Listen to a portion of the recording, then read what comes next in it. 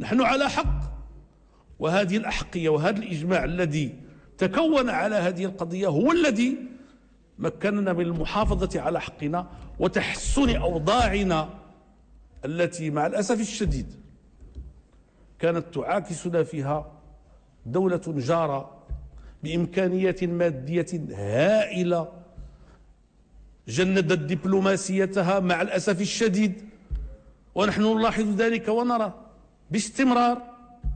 ولكن نحن حاولنا أن نحافظ على حقوق الأخوة وأن ندافع على حقوقنا، ويا العجب يا العجب ولا نزال وسوف نبقى خص منها خلال يعرفوا الإخوان الجزائريين ديالنا حنا ما نتبدلوش عليهم، حنا خوتهم، ويمكن الأصدقاء تختارهم ويمكن تتفرق معهم. الخوت ما عندك ما دير، خصك تحملهم، اللي قدر الله هو هذا. ولكن خصهم يعرفوا باللي المغاربه ما غيفرطوش في الوحده الترابيه.